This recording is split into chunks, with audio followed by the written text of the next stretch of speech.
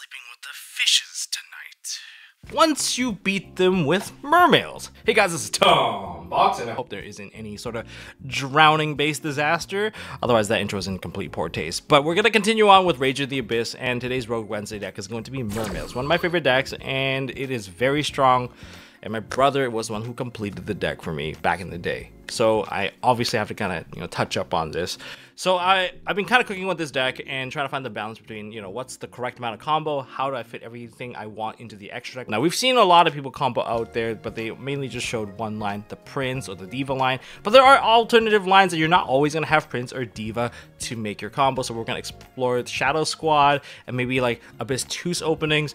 How do we answer Shifter? Is Shifter a death sentence into this deck 90% of the time? Yes, but depends on who shifters you and what your responses are going to be, and that actually has a lot to do with your side deck. So we'll do a quick little profile highlighting certain noteworthy cards, and then we'll jump into the in-depth combo breakdown so you can kind of reroute your combo, understand what you're trying to achieve with your hand. But first, if you're hungry for some quick meals, check out today's video sponsor, Factor 75. When you're cooking up combos for the new season, you ain't got time to cook in the kitchen. At least I don't. Look, I want to do everything. Save time, output videos, I want to meet my wellness goals, and guess what? Factor helps take care of that for me, and Factor can help take care of that for you by serving up some chef-prepared meals ready and on the table within 2 minutes. Regardless if you're keto, calorie smart, protein plus, need to hit certain macros, vegan, vegetarian, they got you covered with 35 options. Whether or not you're preparing for a YCS, a regional, or just practicing a new deck, you want to get in as many reps as you can. And no need to slow down by prepping your food, cooking your food, or cleaning up after yourself. Just heat and enjoy the good stuff and get back to playing. Not only does it taste good, but it helps you stay fueled and feel good all day. What are you waiting for? Now get 50% off your first Factor box and 20% off your next month's of orders by using my link. Click the link down in the description or scan the QR code with your phone. Thank you, Factor, for sponsoring today's video. So a quick little profile first, we have triple copies of Nephthybis, the Atlantean Prince. Depending on what you have in your hand, you should be sending different things, but most likely you're going to be sending Shadow Squad now. But if you already have a proper setup or Shadow Squad's already burned, then you go back to Dragoons as your route. I only play 2 copies of Diva. You can play 1 and probably want to side some out later on because it does not interact with your opponent for the most part, and it's like only starter play, and if it does get disrupted, you don't really have much of a follow-up. But it is very, very powerful if you do get it to go off. Triple, of course, of the new card of Mermail Shadow Squad. Send it to the graveyard. Remember, most of these effects are mandatory, so build your chain links properly. This one summons out a Mermail or Atlantean from the deck. And then, of course, we have the non-once per turn search of Atlantean Dragoons for any of your Sea Serpents. That is the infinite fuel of the Infinite Plus. And then we have the Mermail Abyss Pike. Just 2 copies, you don't need any more. It could be a brick. Triple of Deep Sea Minstrel. Your best opening play typically would be Minstrel plus Dragoons. And if once you ripped out the correct hand trap out of there, you can probably just start with Diva instead of the Atlantean Prince because you already hand checked them. Take out the Nibiru, take out the Imperm. There's not much you can do about it. And as for our big monsters, we have, of course, 1 Mooling Glacia, 1 Agrigine, 1 Abyss Megalo, and 2 Abyss Tooth. So 1 Megalo, 2 Tooth. Side this out when you're going second because you're not going to be doing any sort of hand ripping, and it's pretty much a brick. Agrigine is very useful because it provides you with a discard outlet, and it is a level 7 that is searchable through Abyssrine. So Abyssrine is going to be one of the monsters we're going to talk about in a second here. And we have our 1-ubs. So we have, of course, 1 Abyssrine. You can play 2 if you want. That's completely up to you. But this thing only tributes out Mermails and Atlanteans, so it doesn't work with your other water monsters. But most of it's already there, so it's pretty easy. It gives you a search of a level 7, okay? That's something that's, I believe, Sea Serpent, Aqua, or Fish, I think. Then there is going to be 1 Armored Shark, 1 Atlantean Heavy Infantry, and 1 Mermail Abyss Gunday. That's it. This is your entire engine. I would like to play more of this, maybe even side an extra copy when going second. Mermail used to be this deck where you break people's boards super easily, but now it's kind of taking a step back and you just combo until your opponent dies, so it is what it is. Now into the spell cards, 1/1 for 1 for the Prince, 1 Call by the Grave because this deck dies to D-Shifter. One instant fusion, just to kind of give you a classic throwback. I like this card because it creates dead imperms in your opponent's hands, and it also sets up Toad if you get stuck under Shifter. This is actually one of the better plays. One Abyss Scale of Mizuchi, and one Triana, and that's about it. Abyss Sting, Triana. This card, I almost want to play 2 copies of it, but this is also one of your key cards to help you recycle your boss monsters. So it helps kind of alleviate some of the tightness in your extra deck so that you don't have to double up on certain names because you can shuffle them back. All right, so that's what you use this for. And so, as for additional cards here, we have 2 trap cards, and the rest of it's going to be hand traps and floodgates. We have one Gozen Match and one Virtue Stream. Gozen Match, remember, you can change attributes of your opponent's monster into water, so if you have this card, I recommend ending on number 4, Stealth Kraken. Aside from that, the rest of this here is going to be just a bunch of hand traps.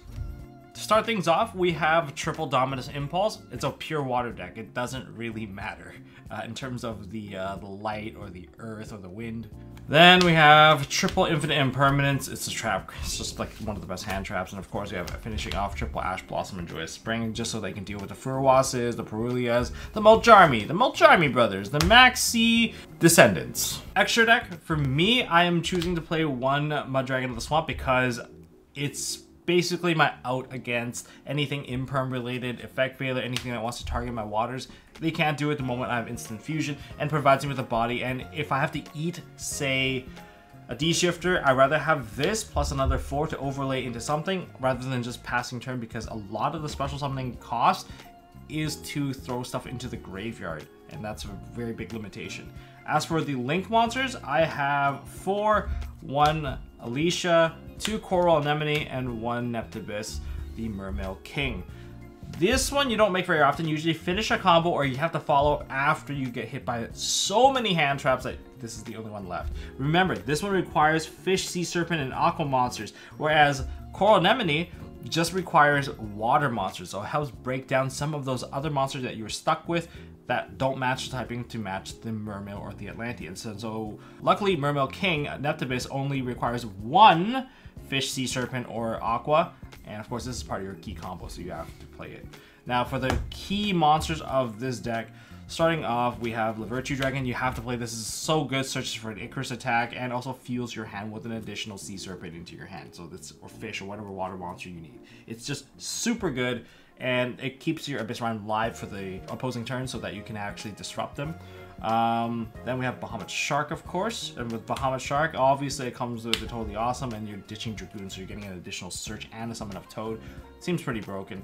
And the Bahamut Shark in this case is going to get overlaid into the Xyz Armor Fortress if you don't have the Armor Shark in hand. Armor Shark is considered as an Armor Xyz card, so you can detach 1 and you get yourself the Armored Shark so that you have more discard outlet.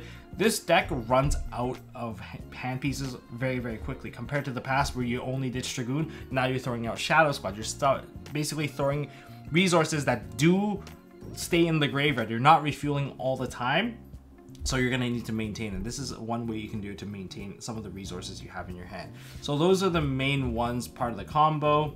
And then we have, you know, 1 Abyss Dweller, 1 Stealth Kraken. One of these is gonna get tossed into the graveyard because Armored Shark is the reason why you can get the second rank 4.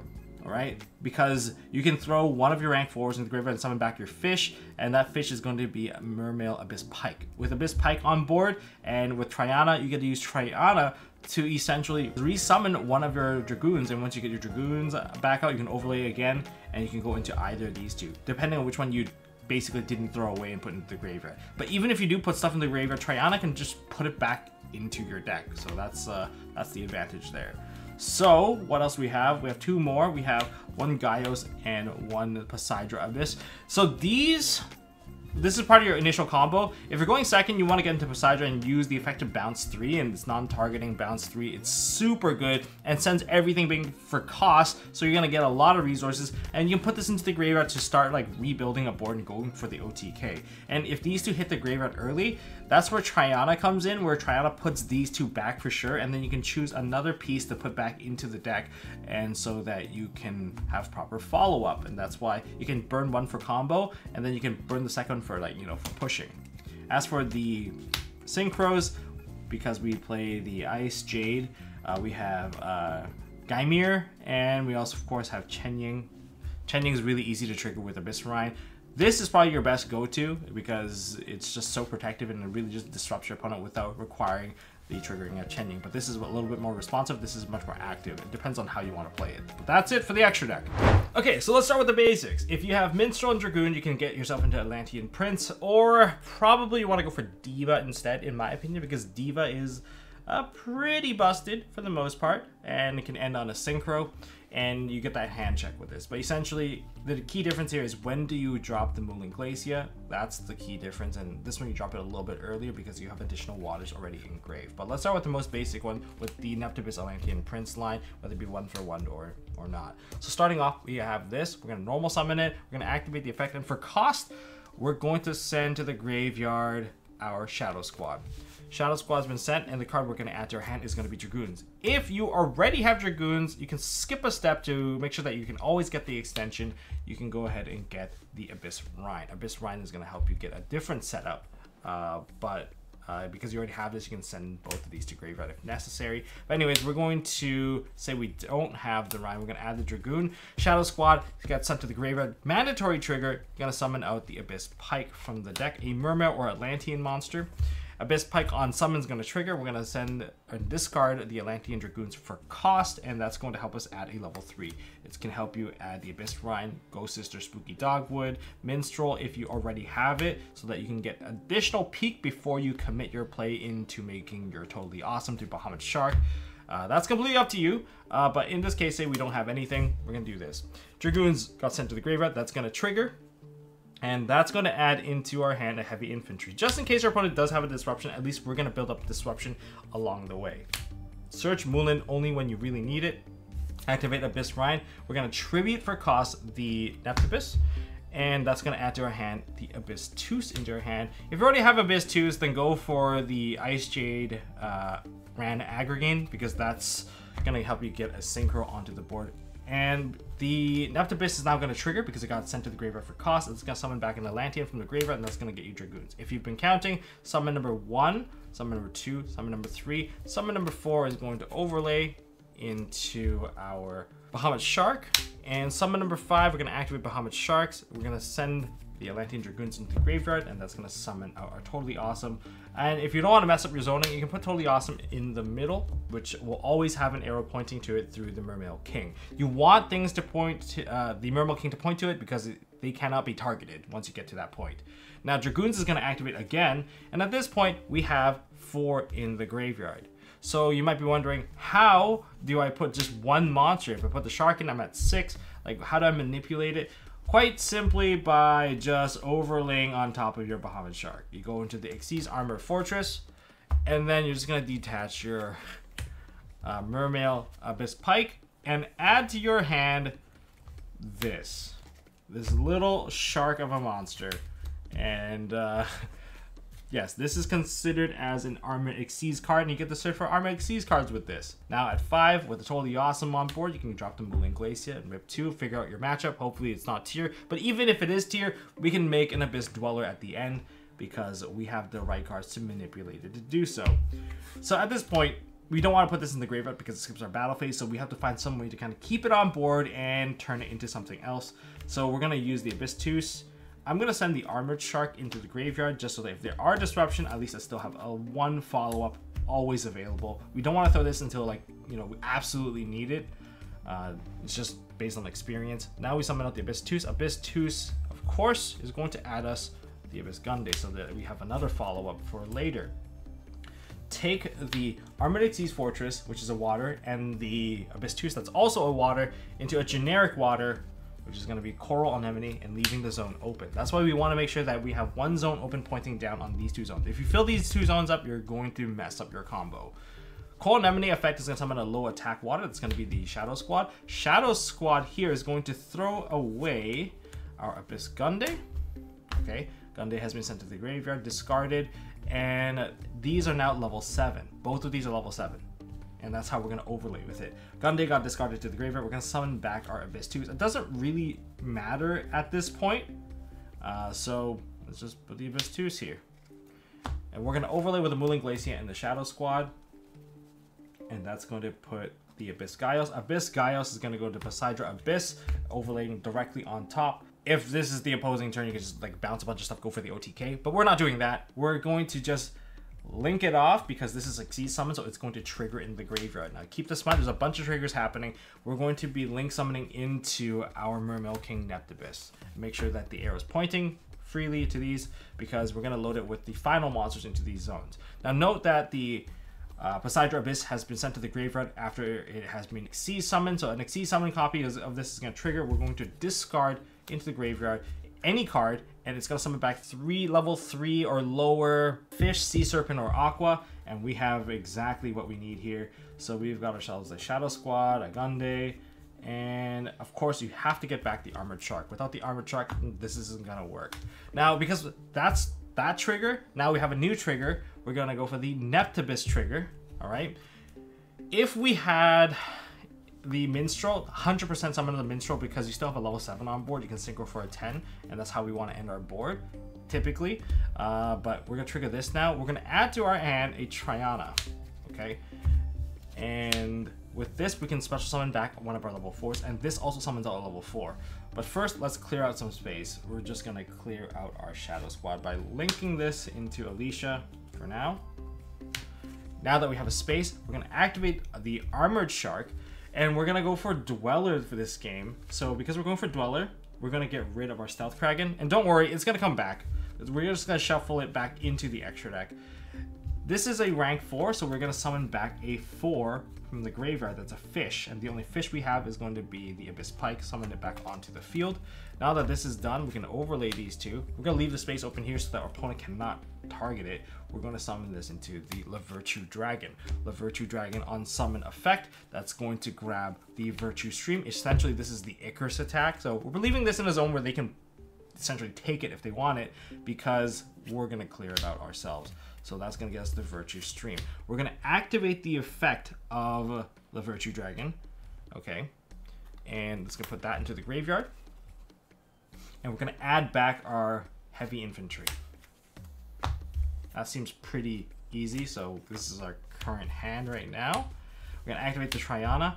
And we're going to summon the Atlantean Dragoons. We're going to overlay these two into our Abyss Dweller. And if you want to get an immediate search, you can just detach it right now to get yourself a Dragoon search again, if you really want to. And that's why some people want to play 2 heavy infantry, because that provides you with 2 discard elements. One that you want to trigger whenever you want, and then you have another one that triggers whenever you want. And that's why you can have like multiple disruption. That's up to you if you want to play that line, but having multiple of these could end up being a brick, but that's an option in terms of deck building. But for now, say that this is going to be the start of the opposing turn, but before that, we can activate Triana's effect if you want to. I don't think you need to. You can actually leave it till next turn before you Triana so that you can maybe add this back to your hand. But if you want to put your bosses back because, you only have like, what, 4 cards left in the extra deck, you can activate it, put Stealth Kraken back with the Poseidra and the Abyss Gaios. You can put it all back into the extra deck just for free by just banishing out the card. So that's like one of the things that you have options to. And from here, set the Virtue Stream during the start of the opposing turn. Activate the Dweller effect. That's going to trigger the Dragoons, and it's also going to trigger the Neptibus. Neptibus is now going to equip the Mizuchi, so now you have a spell negate on board, and you get to add to your hand perhaps a follow-up with Shadow Squad. Add it back to hand, and you can ditch it and you can reload. You can just wall up. These are your options available. Their graveyard's done. They can't target these. It's a pretty big mess for your opponent to answer, and that's the 1-card combo, I suppose. Okay, so there's the Abyss Tooth and Shadow Squad line, where you can use this to summon out your, I guess, Prince, but then you're always going to be at risk of getting hit by Nib. So I'm going to do the Nib safe line. Otherwise, it essentially just more or less still looks the same if, you get lucky and your opponent doesn't have like a Nib for you. But anyways, starting off, we're going to go Abyss Tooth and go for Shadow Squad. This time we're just going to play it a little bit differently, and we don't do the hand rip. We still end on a full board, so that's actually quite nice. And this is going to search for your first card, which is going to be Abyss Pike to search. Squad effect is going to summon out Dragoons, so we get Dragoons on 2. normal summon Pike on 3. We're going to discard one of our water monsters, and that's going to search into our hand a Gunday. The reason why we do this is because we're going to do most of the print stuff at the end, and you're going to see just some clever manipulation of the end board. So the heavy infantry will mandatory trigger whatever it is. So this is our current hand here. We're going to overlay these two. On 4, special summon out our Bahamut Shark, and we're going to detach the Dragoons for the Bahamut Shark. And that's going to summon out our Totally Awesome. Let's make sure our zoning is correct. Let's do it like this. Totally Awesome, otherwise you have to put it over here. Totally Awesome is here, and Dragoons is now going to trigger. Dragoons is going to add, I guess, the Prince at this point. So at least you have something that you're working with. Next, Bahamut Shark gets overlaid on top to get ourselves an additional monster. So that's going to be the Xyz Armored Fortress. Detach the fish so that we can add the other fish, the Armored Shark. So we're just replenishing our hand. Next, we're going to overlay, or not overlay, link summon into our Coral Anemone. Coral Anemone effect, we're going to summon back, of course, the Shadow Squad. Shadow Squad effect will change the level of itself by discarding the Gunday effect. We're going to summon back the Abyss 2s, giving us 2 level 7s. Overlay the 2, and that's going to go into, of course, Gaios. Gaios gets stacked with the Poseidra, and then we're going to perform another link summon into the Mermail King. And since that was link summon, of course we're going to send a card into the graveyard. The card that we're putting into the graveyard is going to be the Abyss Shark. At some point maybe there was an opportunity to drop a Moulin Glacia, but we're just going to forgo that for now. Drop the Shark in so we get to summon back 3. We're going to summon back the Shark, we're going to summon back the Squad, and we're going to summon back the Gunday. Because we sent a water monster into the graveyard, namely the Abyss, the Armored Shark, the Neptibus is going to trigger, and that's going to help us get the equip spell Triana. And with Triana, we can summon out our Neptibus onto the field. We're going to activate it and summon it onto the field. Now we're going to use the Prince effect. Okay, Prince effect. Send to the graveyard a Dragoons, and then we're going to add Abyss Rhine into our hand. Dragoons effect is going to go off. You can use this to basically add anything at this point. I'm just going to add, say, your Shadow Squad just for the sake of simplicity. But if you have multiple heavy infantry, that's probably what you're going to be going for. Next, we're going to make a little bit of space. We're going to overlay into our Le Virtue Dragon. The Virtue effect, you can get the Virtue Stream. Activate the Virtue effect, get back the heavy infantry that if you didn't already get, go grab it. That's what you're supposed to be grabbing. If you didn't already have it, that's what the other search was for. And this card here is kind of useless and just a little bit in the way for the most part. But what we're gonna do now is that we're going to do the Abyss Rhine. Abyss Rhine is going to send to the graveyard. We're going to add to our hand the Ice Jade Aggregate. The effect of Neptibus is going to go off because it got sent to the graveyard for cost. And that's going to summon back the Atlantean Dragoons. Now we're going to activate the Armored Shark. Armored Shark, we're going to go for Dweller again. So we're going to send the number 4 Crag into the graveyard. We're going to summon back the Abyss Pike onto the field. And now we can overlay the 2 into our Abyss Dweller. And with the remainder of our hand, we can just activate the Aggregate Tribute Summon, and then, not Tribute Summon, but Tribute to Summon, and then we can make ourselves a Chenying or an Aggregate under the arrow as well. And then you can set 1, and you're still essentially ending on a full board like this with tons and tons of disruption. And if you want to get yourself the additional negate, of course, at the draw phase, just activate the Dweller, and then get the Mizuchi. And also get yourself another search. Cool. There. This is how you kind of do the print stuff at the end and insulate yourself from the Nibiru. Do it the 5th card Nibiru, but it does keep your hand size pretty full along the way. So here, that's the other line. Otherwise, you could just summon a Prince, and then you can just normal summon out the Abyss Pike, but you do run into a problem where on the 5th summon you can get Nib and you're going to be vulnerable. That's like the limitation. So what happens if you get hit by a D-Shifter? It is literally the worst thing to get hit by. I would prefer getting hit by a Droll than a D-Shifter because at least I can establish some level of a board by discarding cards, but under D-Shifter I can't even summon. You need stuff like Instant Fusion, Call by the Grave, which is why we play Instant Fusion and Call by the Grave.